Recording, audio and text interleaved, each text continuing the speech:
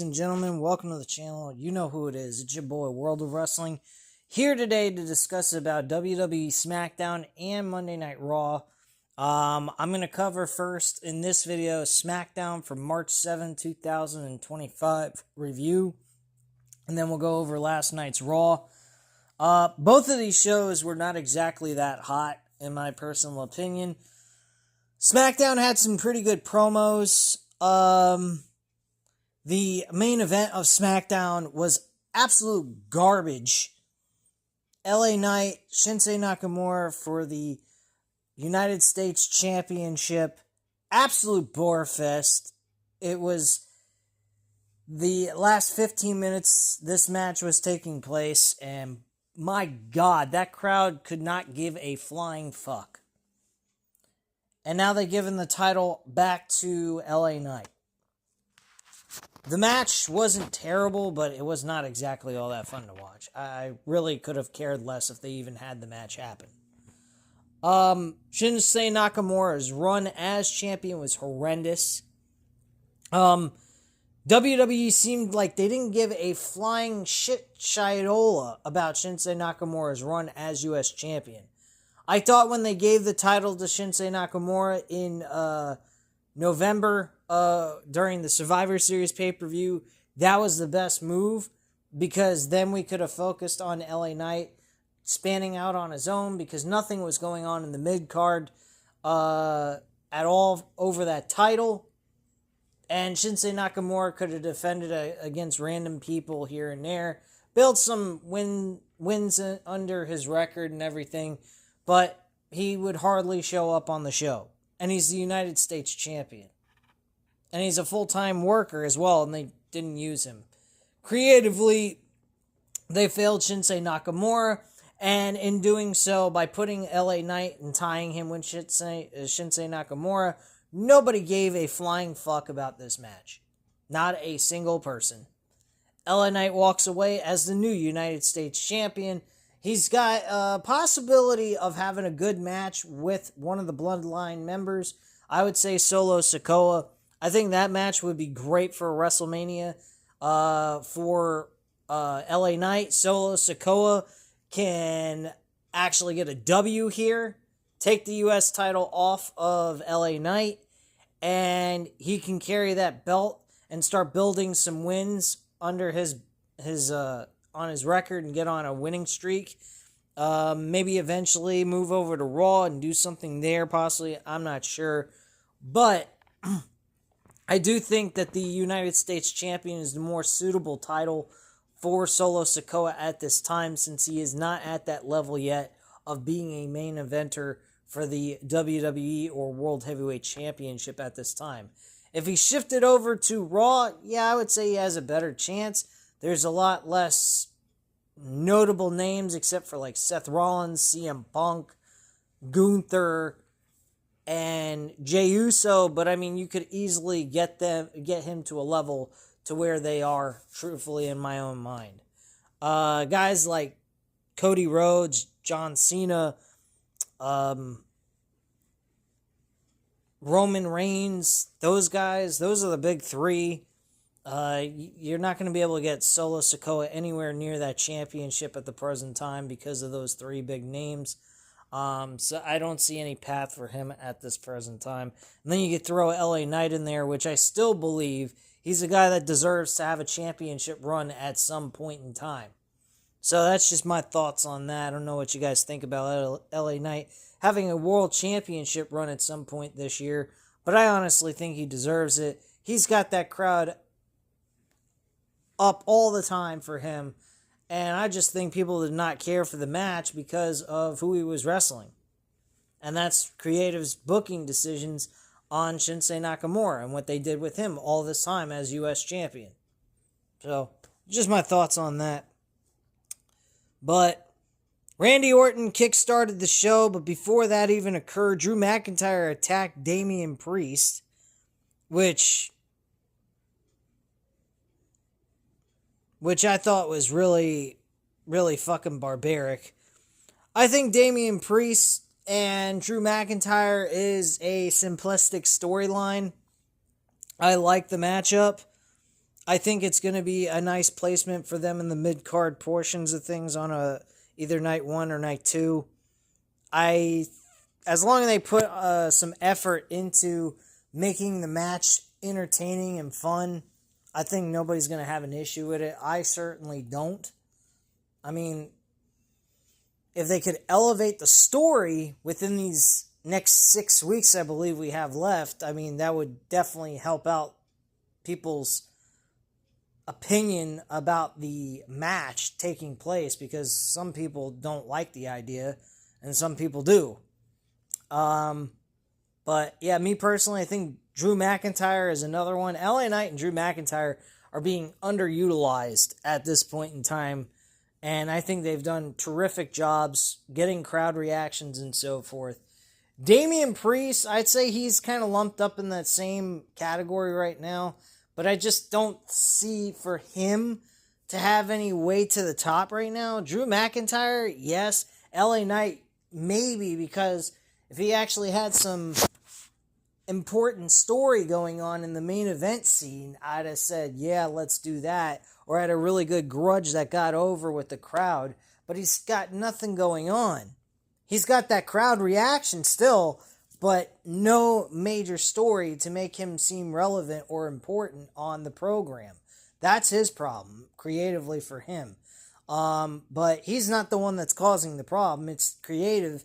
It just seems like creative loses concentration on the little guys, the guys that are like in the mid-card portion. They focus heavily on the main event, and that's it.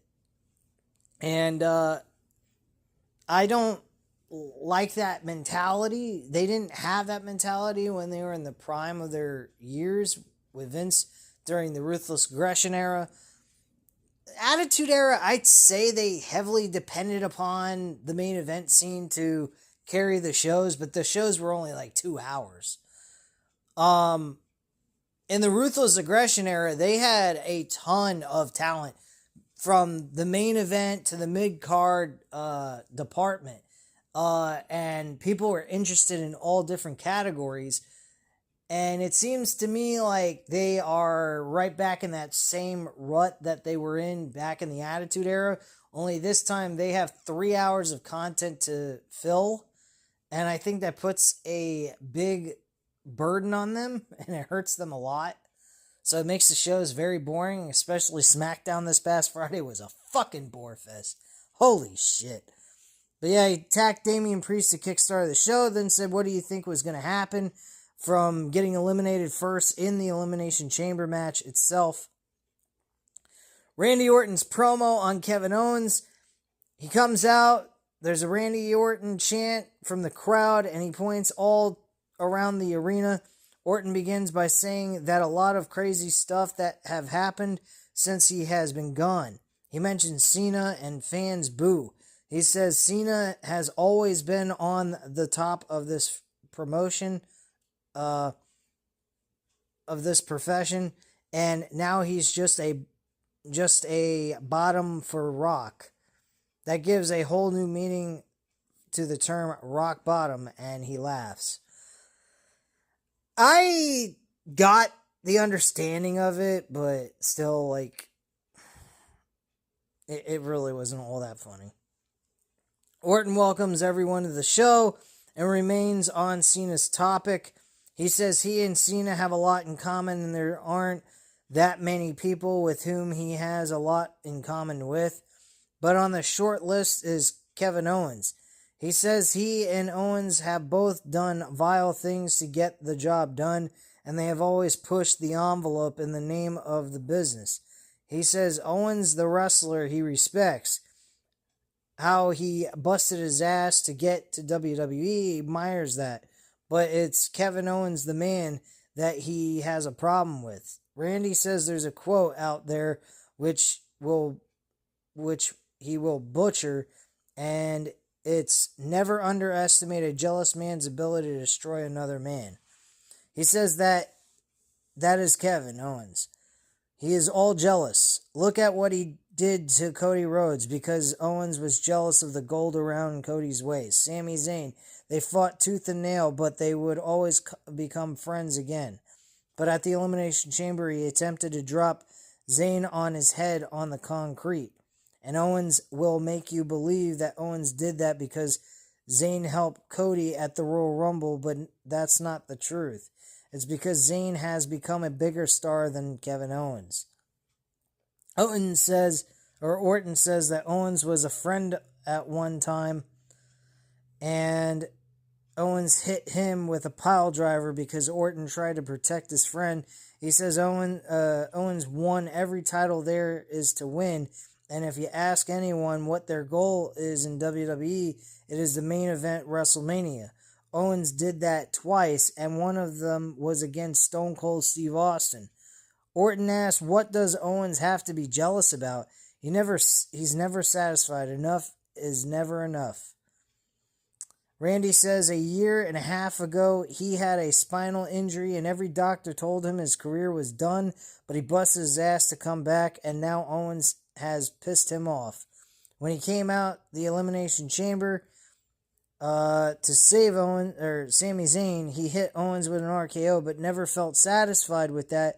And normally that would be enough, but something came over him which he hasn't felt in a decade and a half, and he liked it. He started to hear the voices in his head, and those voices told him to kick Owens in the head as hard as he can and be a better kicker than Pat McAfee, making Pat McAfee be the number two greatest punter in WWE. Orton throws his microphone and his music hits as he poses on the top rope. Everything that Randy Orton said is not true. There is not jealousy by Kevin Owens. There is no hate. The hatred he has for Sami Zayn was not because he didn't save or help him. He didn't even help Cody Rhodes try to win the title at the Royal Rumble. His attitude was he was upset that his friend just watched him get his brains kicked in, didn't step in and stop Cody from doing all this damage to him, and so forth. And then he's in the Royal Rumble, and Roman Reigns is about ready to get eliminated out of the Rumble, and Sami saves him. I don't understand how Kevin Owens is in the wrong here. Seems to be all ass backwards. Yes, Kevin Owens is doing vile things to these guys out of revenge and anger and hatred. But he has a reason to feel the way he does. I mean, the man got his brains kicked in by Cody Rhodes. You'd think Sami Zayn would have told his best friend, Cody, to stop doing this to his other best friend and just focus on winning the damn match. And leave him be. And if he so happens to get up to go fight over the title, that's one thing. But trying to kill the man and end his career is a little bit different. And that's the way Cody Rhodes looked like he was trying to do. He looked like Cody was trying to end Kevin Owens' career, especially with that fucking Alabama slam through the freaking ladder and folding him up like an accordion. It wasn't necessary. Kevin Owens was pretty much out on his feet. He was fucked. Cody Rhodes defended Roman Reigns. Why did Cody have to do anything for Roman Reigns? He came out and Nick Aldis asked him to team with Roman Reigns, and Cody refused to do it, and then changed his mind the same night at Bad Blood. Why? How does this make any sense? I've been questioning this from the get-go. All the baby faces in my eyes are the heels, and I have sympathy for Kevin Owens. In all honesty, I really do. I have a ton of sympathy for him. Everything here in this story is ass backwards when it comes to reality. This is nuts. Roman Reigns tried to destroy Cody Rhodes. Had no care in the world, would be willing to do anything to beat Cody Rhodes and screw him out of the fucking championship he fought very hard for. Instead of just beating him clean, he had to cheat to win in their last encounter. And almost accomplished that, too. So, my attitude's real simple. How is Kevin Owens in the wrong here? The only person he's probably in the wrong for is Randy Orton. And I don't see why he would be jealous of Randy Orton. Randy Orton has been a friend to him. I will admit that. He just felt that Randy Orton should have sided with Kevin Owens on the situation because Roman Reigns has done some dastardly things to Randy Orton. He's the reason why he had spinal surgery and his career was almost over. That's another thing that makes no sense. Why isn't Randy Orton interested in destroying Roman Reigns? He had one match at the Royal Rumble last year, in a fatal four-way match, which he never got an opportunity to face Roman Reigns one-on-one. And after that match, never heard from that again. Where does this make any fucking sense to you guys? Doesn't make any sense to me. This storyline makes absolutely no fucking sense. The only thing that makes sense is Randy Orton getting revenge on the injury he suffered from Kevin Owens at the Crown Jewel pay-per-view. That's about it. Other than that, the rest of this is absolute nonsense. So that's all I have to say on that shit.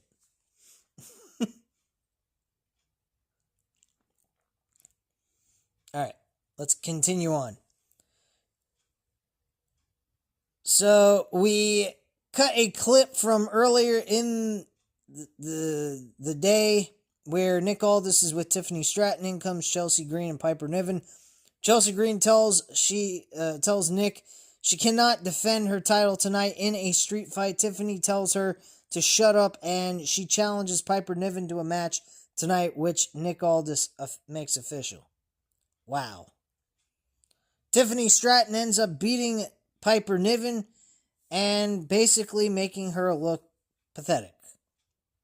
During this match, though, Charlotte Flair, of course, was there the whole entire time. And as Stratton is celebrating, in comes Charlotte Flair from behind with a chop to the leg, taking Stratton down. Charlotte with the figure 8 as WWE officials run down to break it up. We cut to Nick Aldis backstage with a whiteboard.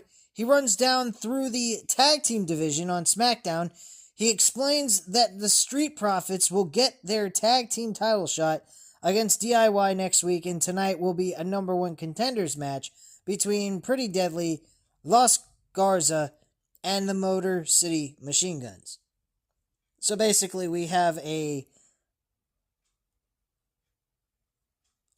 board where we're trying to do an investigation on what we should do. Wow. Pretty fucking lame, honestly. So Street Profits are getting the tag team title match next week, this coming Friday, and then we're getting the winner of this match following that, which I doubt we will get. Pretty Deadly ends up winning this triple threat number 1 contenders match for the following opportunity after the Street Profits. Match sucked. I didn't give a flying fuck. None of these teams mattered to me. The match that matters to me is DIY and Street Profits. That should be the match they were booking for WrestleMania, honestly. But we're probably going to end up getting a triple threat. More than likely. So, pretty much what I think's going to happen is we're going to...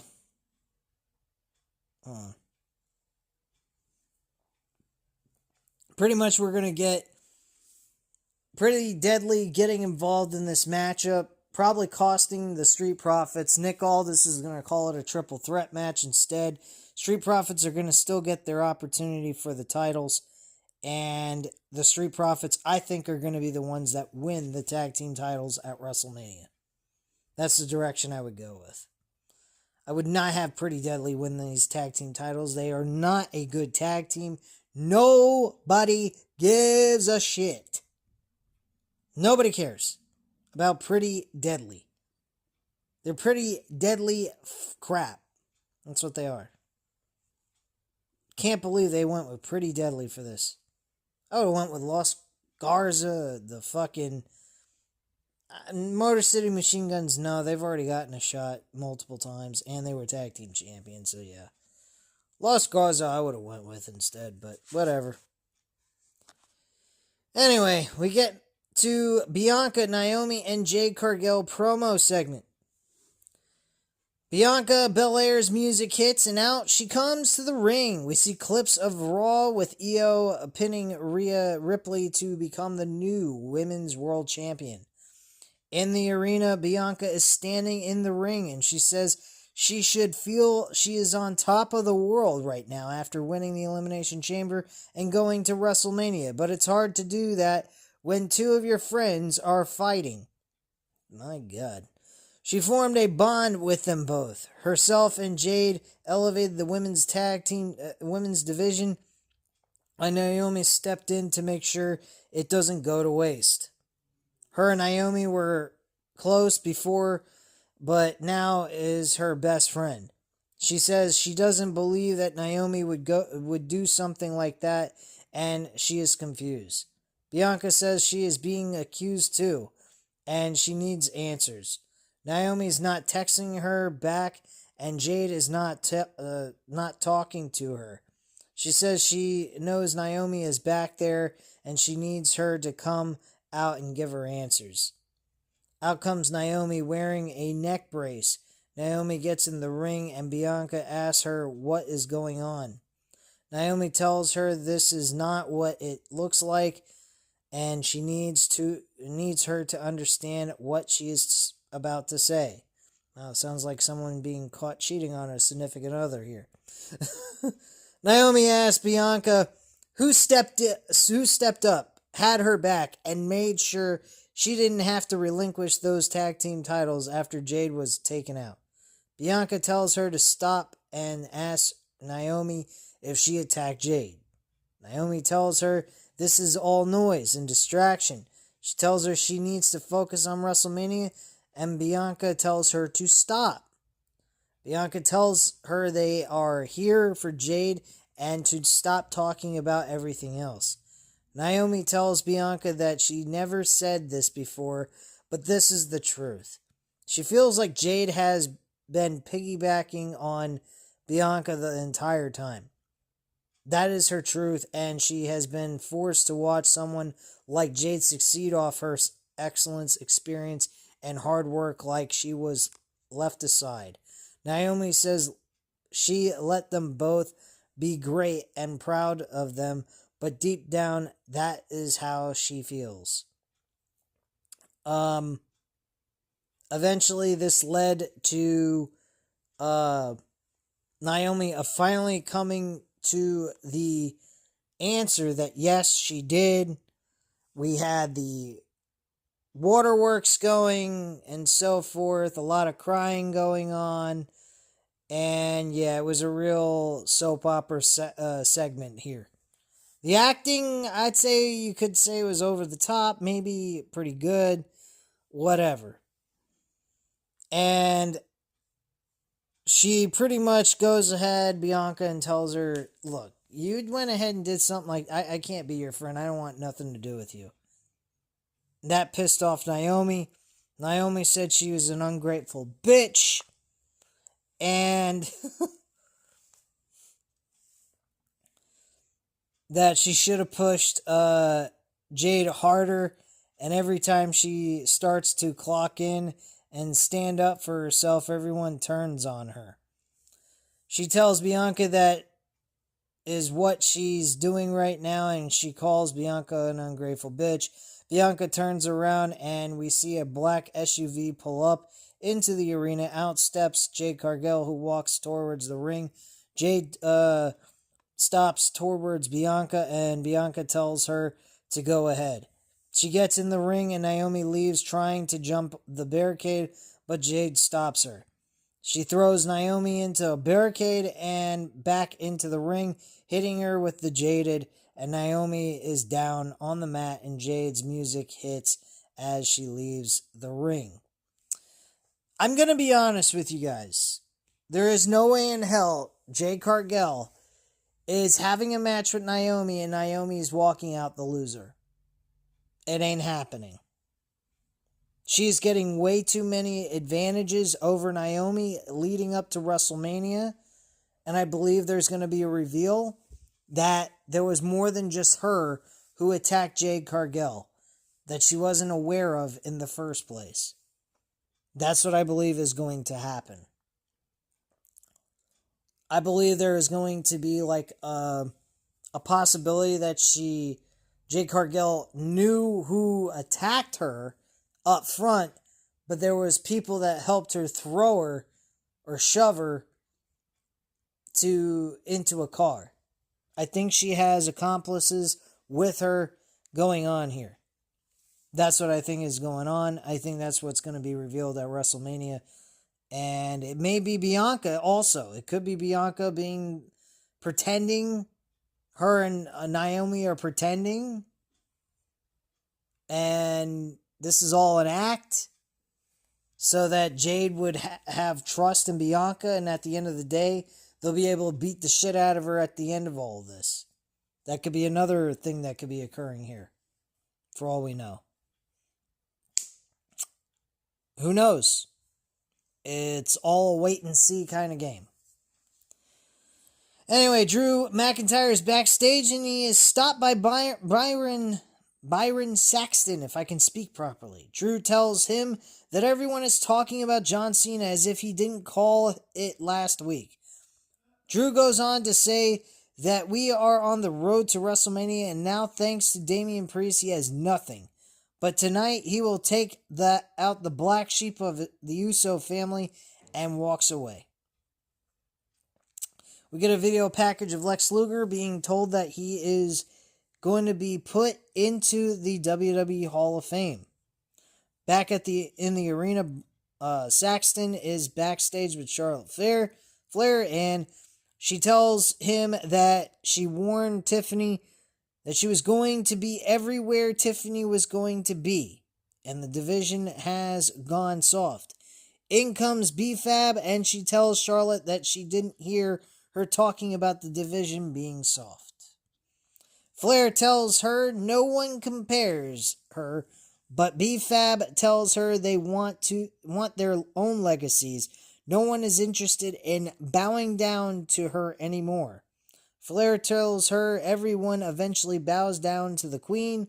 She challenges B-Fab to a match next week, and she accepts the challenge. Braun Strowman and Solo Sikoa was next on the show. This went to a no contest. Jacob Fatu got involved in this shit. And he got, I believe, chokeslammed through a table from the stage all the way down through the table, and Jacob Fatu got back up after this was all said and done. And Braun Strowman was shocked, as he should, because that was downright disturbing. So we cut backstage, and Byron Saxton is with LA Knight. He tells Byron that it was all gas and no brakes on Fatu going through the table. That means that the man who cost him the U.S. title last time is out of the picture. And that means no distraction, and he will smack Shinsuke Nakamura to factory settings.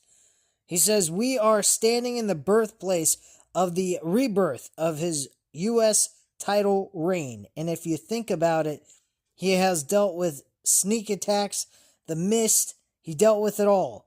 He says Nakamura hopes the shadows were good to him because he won't be, and we can all pledge allegiance to the United States champion and say LA Knight. Yeah! I fucking love that promo. That was a really good promo. Enjoyed that. Our next match was a street fight between Chelsea Green defending her U.S. Championship against Michin. This match, I think, is like the third or fourth time they've had between the two.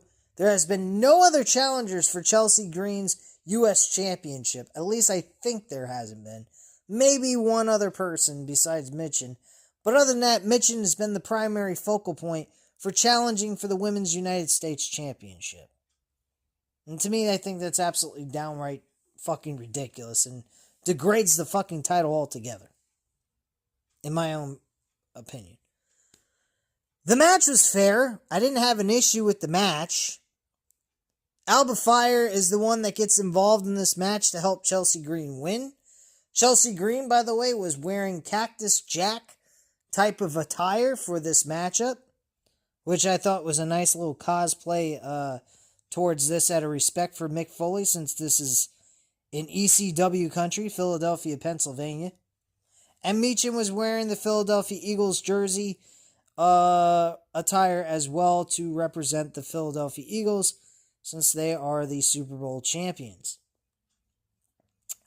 So yeah, Alba Fire salutes Chelsea Green, and we cut back to backstage where Santos Escobar is with the Los Garza, and he tells them they failed, and next time they better win.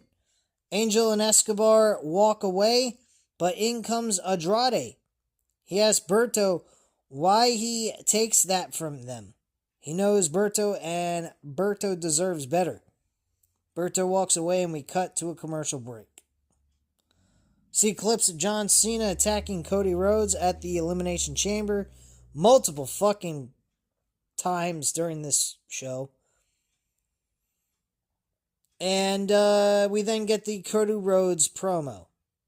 And I'll be honest with you, I think this promo was kind of weak compared to last night's promo. I think Cody Rhodes provided a better promo than he did on Smackdown. He goes ahead, walks into the ring, and says Cody asks the fans what they want to talk about. His usual catchphrase.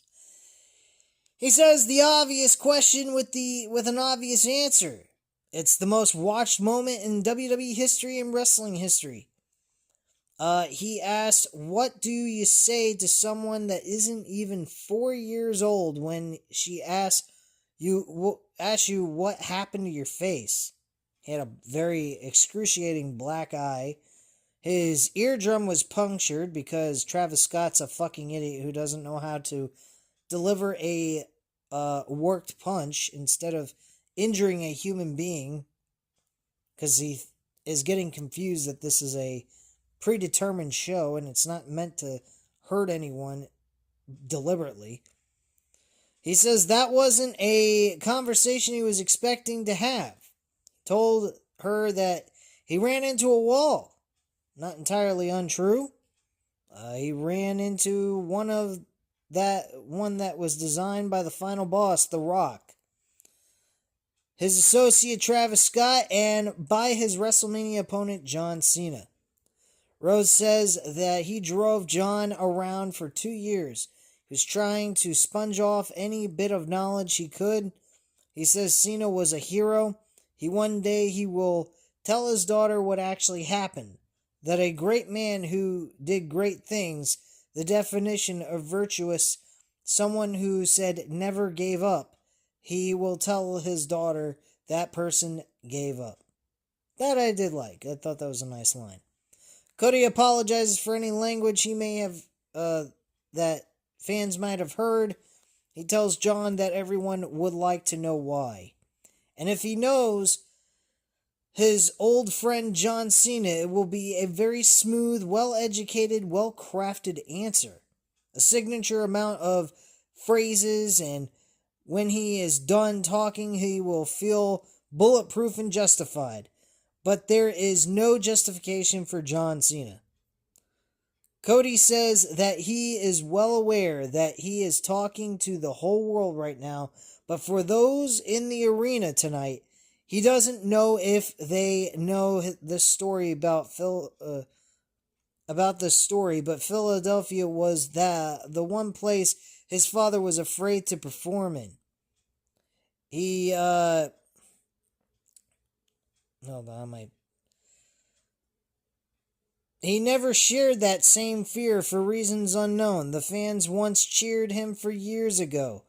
He never forgot it in last year WrestleMania 40, trying to finish a story that started in the late 1970s. They cheered for him and chose him again. Cody says, speaking of WrestleMania 40, you can watch it back and hear audio back. Hear the audio back.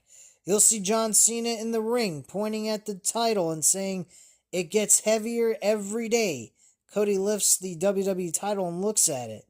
He says, "Here he is, holding it, and it's not heavy enough." Holding it for over 300 days, he knows that John is watching, and Cena is convinced that he is the last of his kind, but he is not. Cody is holding the title as if it weighs nothing, and it's clear John Cena wants some, and to come get some.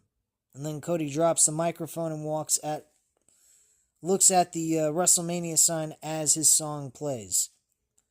The Miz and Carmelo Hayes are backstage with Nick Aldis. Miz tells him that Smackdown needs a hard-hitting interview, and no one will miss Mello. Don't miss TV. Okay, Carmelo tells him that he never agreed to that, but he would like to ask why Cody fumbled it. But you have people like Randy Orton who come back after 4 months on the couch playing Fortnite. In comes Randy Orton, who tells him that Fortnite is for kids. He was playing Elden Ring.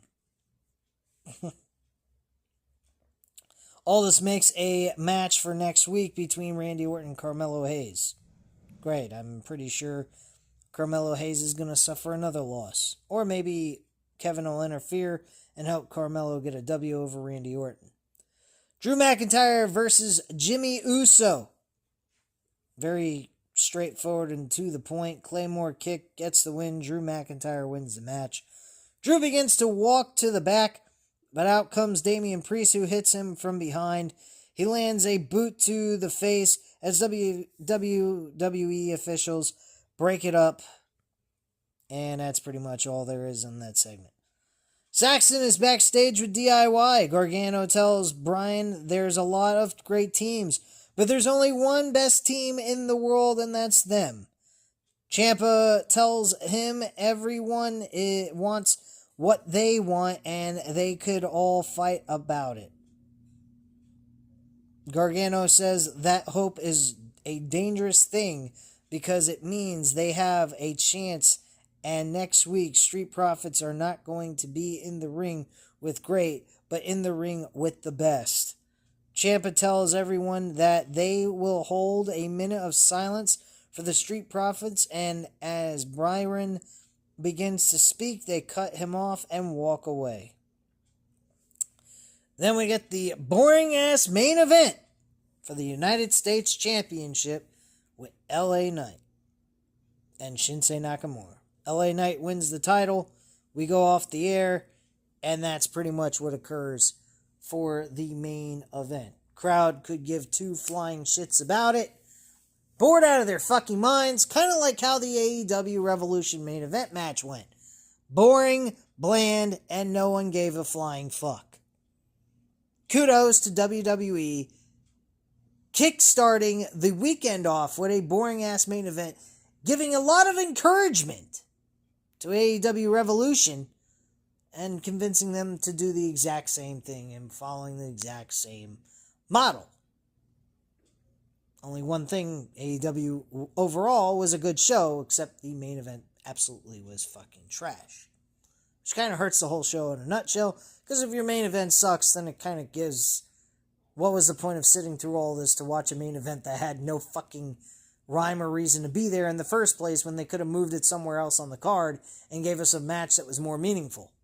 Which AEW Revolution did have quite a few good matches that could have main evented over the fucking main event they put on the show.